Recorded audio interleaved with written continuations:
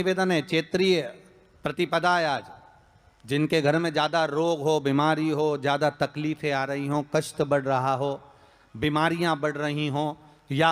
भय लग रहा हो, डर लग रहा हो, हृदय चित्त में कहीं ना कहीं आपको भय का भान हो रहा हो, तो एक लोटा पानी एक कलश में जल भर कर रख लीजिए और रात भर उसको रखे रहने दो। नवरात्र चल रहा है, उस कलश को रात भर रखकर सुबह सुबह उस कलश में एक बेलपत्र डालकर उस जल को नीम के पेड़ के नीचे, जहां चैत्री नवरात्रि में नीम के पेड़ के नीचे सारी विद्याएं, आद्य शक्तियां, सारी देवी उस नीम के पेड़ के नीचे विराजमान रहती हैं। उस कलश में एक बेलपत्र डालकर रात भर रखकर उस जल को पूरे घर में घुमाकर उस नीम के पेड़ के नीचे समर्पित कर दीजिए महाराज। घर में भय लगना बंद हो जाएगा, कोई बड़ी बीमारी आपको घेरेगी नहीं और उस बीमारी से, उस रोग से आप मुक्त रहेंगे। उस बीमारी से, उस रोग से आप, और कितना बड़ा प्रमाण है जी, शास्त्र का प्रमाण देखिए कितना बड़ा है। आप किसी दूसरे घर में जा रहे हो, आप अपना घर छोड़कर और दूसरे मकान में जा रहे हो और आपको लगा कि मैं इस घर में अब 15-20 दिन नहीं आऊंगा, 1 महीना नहीं आऊंगा, तो शिव महापुराण की कथा कितना सुंदर कहती है कि अगर आप जा रहे हो और आपको ऐसा भय लगता है कि इस मकान में कोई दूसरी प्रवेश ना करे, कोई दूसरा जीव ना आ जाए, इस मकान में कोई अंतरात्मा ना आए, इस मकान पर कोई टोना ना करे, इस मकान में कोई टोटका ना करे, इस मकान में कोई जादू ना करे, तो उसके लिए शिव महापुराण की लिंग पुराण वर्णन करती है कि मात्र एक मट्टी का कलश, उस मट्टी के कलश में एक महाराज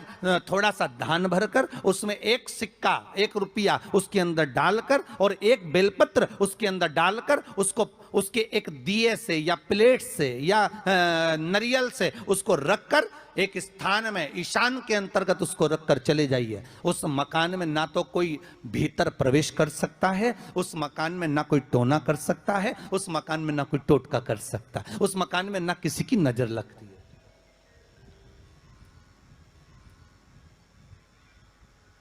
और वो पात्र कोई दूसरा नहीं होना, वो पात्र होना चाहिए मट्टी का कलश। मट्टी के कलश की बड़ी महत्वता है। आम के पत्ते का कभी प्रयोग कर कर देखिएगा। अभी तो नवरात्रि चल रही है, नवरात्रे में जब 5वां दिन नवरात्रे का रहे, चैत्री नवरात्रे का 5वां दिन रहे, और मान लो कि आपके घर में किसी बच्चे की, लड़के की या लड़की का या मंगल विवाह नहीं हो रहा हो या शादी नहीं हो रही हो, या उस लड़के लड़की के लिए बहुत प्रयास कर लिया आपने और उसकी शादी हो ही नहीं रही, अथक प्रयास आपने कर लिया और उसका मंगल विवाह नहीं हो रहा, तो ये देवी भागवत में स्पष्ट कहा गया है, देवी भागवत में वर्णन किया गया है। और देवी भागवत में कहा गया कि आम का जो पत्ते होते हैं, आम का जो पत्ता होता है, आम का जो पल्लव होता है, उस आम के पत्ते पर हल्दी और सिंदूर,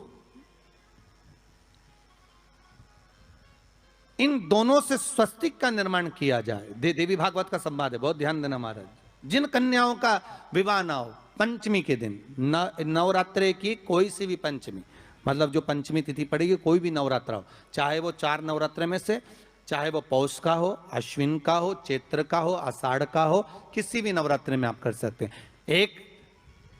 पान के पत्ते पर, एक ही पत्ते पर जो 2 स्वस्तिक बनेंगे, एक हल्दी का बनेगा, एक सिंदूर का बनेगा। बस अंतर इतना है, जो हल्दी का स्वस्तिक है उस पर कंकु के चावल अर्थात रौली के चावल, रोली कुंकू के चावल रखना है, और जो सिंदूर का है उस पे हल्दी के चावल रखना है। इतना रखकर जिस लड़का लड़की का विवाह नहीं होता उसकी हथेली पर रखकर उसका नाम और गोत्र बोलकर महाराज उसको ले जाकर नीम के पेड़ के नीचे उसको रख दिया जाता है। मात्र 3.5 या 4 महीने ऐसे रहते हैं जिसके अंदर उस लड़का लड़की का विवाह पक्का हो जाता है। जिसका विवाह नहीं होता केवल उसी के लिए,